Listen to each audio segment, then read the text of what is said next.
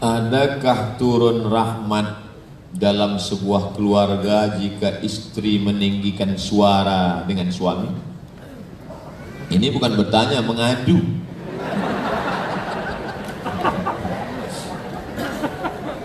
Mengadu dari innama huwa jannatuki wa naruki. Begitu kata Nabi SAW. Innama huwa, suamimu ini wahai perempuan, jannatuki wa naruki, ki perempuan.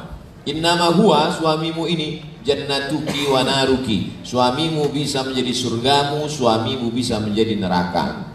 Ayyuma mara'atin matat, seorang perempuan yang meninggal dunia, wa zawjuha radin anha, suaminya dalam keadaan ridha, dakhalatil jannah, maka dia masuk surga. Oleh sebab itu maka seorang perempuan yang awalnya dia disuruh berbakti kepada ayahnya, bundanya, selepas dia menikah maka berpindahlah kepada suaminya. Tapi saya dah cari-cari, tak ada hadis menyebut surga di bawah tapak kaki laki, tak ada. Tapi secara kias ada. Suami yang bagaimana? Suami yang syaratnya dua. Idza ja'akum man tardawna dinahu, suami yang menjaga agamanya, akidahnya, akhlaknya, wa khuluqahu, budi pekerti, akhlakul karimah, etik moral, maka itulah yang disuruh untuk patuh dan taat. Adapun bila suami tak patuh dan taat, mabuk, khamar, zina, maaf, maka perempuan tak wajib untuk patuh dan taat. Perempuan punya 6 wali. 6 wali perempuan ini memanggil lelaki tadi untuk memberinya pengajaran. Maka pertanyaan ini adalah perempuan yang meninggikan suara, boleh jadi memang dia melawan atau memang dia orang gunung, angin kencang. Jadi tanya baik-baik, awak suara tinggi ini melawan gak? Enggak, memang dah macam itu style. Perempuan yang melawan namanya nusyuz. Perempuan nusyuz. Wallati takhafuna nusyuzahunna, perempuan-perempuan yang kamu khawatirkan melakukan perbuatan nusyuz. Apa yang perlu dilakukan laki-laki terhadap perempuan nusyuz? Pertama, fa'izuhunna, beri dia nasihat. Oh my dear, come here, sini kejap.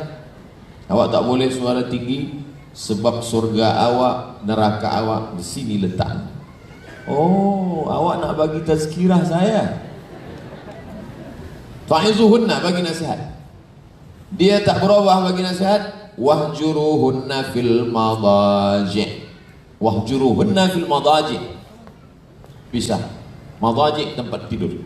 Bila awak tetap juga bersuara tinggi, kita berpisah tempat tidur 1 bulan. Bukan cerai, pisah tempat tidur sebulan. Kata dia, memang itulah yang saya tunggu-tunggu. 3. Wadribuhun. Ini bukan sebab tak boleh dilakukan hari ini, sekarang. Dulu memang ada jenis perempuan yang keras, yang kasar. Bila tak dilakukan yang ketiga ini, dia tak berubah. Wadribuhun, pukul. Tapi baca hadis-hadis yang lain tentang bagaimana seorang laki-laki yang memperlakukan perempuan seperti binatang. Maaf, siang dia pukul, malam dia datang, kata Nabi. Maka jangan baca ayat saja, tengok penjelasan dalam hadis Nabi. Jangan katakan Islam mengajarkan memukul istri, tak betul. Karena mesti tengok hadis yang menjelaskan secara khas lagi. Wa anzalna ilaika dzikra, kami turunkan Al-Quran kepadamu litubayyina linnas. Ayat Al-Quran itu suruh sembahyang. Mana ada dalam Quran solat asar 4 rakaat, solat isya 4 rakaat, solat maghrib 3 rakaat. Begitu juga tentang ayat ini. Jadi jangan mudah baca Quran, tengok terjemah. Wadribuhunna, pukullah mereka. Oh, Islam mengajarkan pukul. Tidak. Ada beberapa setengah yang memang dia berubah bila dipukul. Kalau kita spray, semprot semut yang ada di rumah, apakah itu termasuk kita tak punya rahmah? Uqtulul aswadaini fi shalah, bunuhlah 2 yang hitam walaupun kau sedang salat. Allahu Akbar, nampak 2 yang hitam, bunuh. Apa 2 yang hitam itu? As-su'ban, ular, wal aqrab, kala. Boleh membunuh ular dan kala, illat, sebab bolehnya mengganggu. Maka bila semut itu mengganggu, bunuh. Tapi membunuhnya sekali saja mati. Kalau dia sekali pukul mati. Kalau sekali siram mati. Jangan dia disiksa, jangan dia disakiti, diazab. Sekali saja mati. Ilat penyebabnya mengganggu. Bila dia tak mengganggu, maka mencabut rahmat Allah. Bagaimana kalau meninggal hari Jumat atau malam Jumat, apakah orang itu lepas dari azab kubur? Man mata yaumal jumu'ati, man mata yaumal jumu'ati, siapa yang mati pada hari Jumat, uqiya min azabil qabri, maka terpelihara dari azab kubur. Apakah azab kubur hari itu saja atau terus sampai hari kiamat? Hari itu saja. Meninggal di hari Jumat.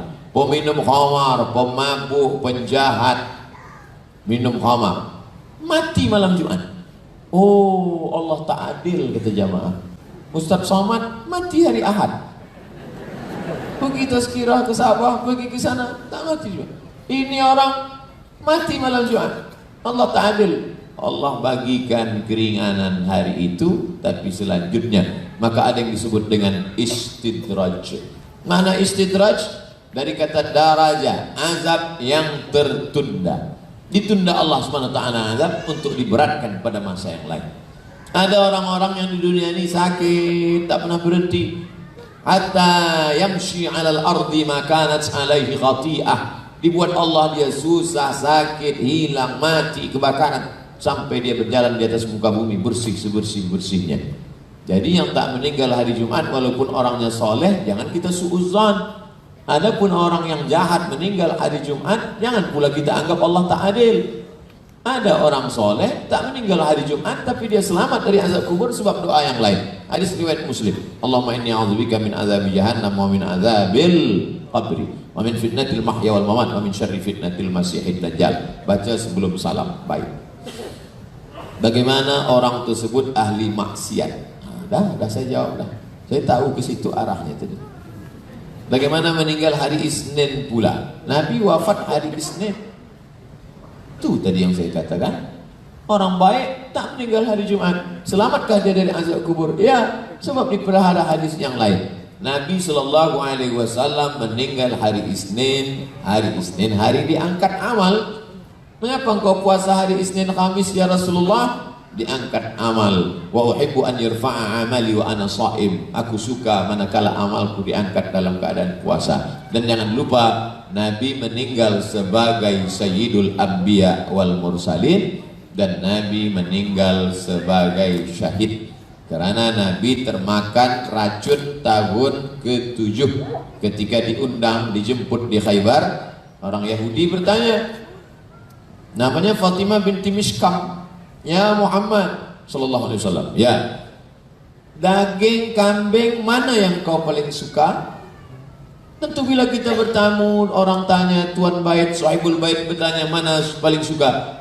Daging kambing paling suka kaki kambing bagian depan. Rupanya dia nak tanamkan racun sebanyak-banyaknya. Manakala sahabat Nabi memakan, terus saja meninggal dunia. Nabi memakan, sepakat ahli sirah bahwa ada air ludah yang tertelan, tapi kemudian Nabi memuntahkan. Kenapa Jibril tak bagi?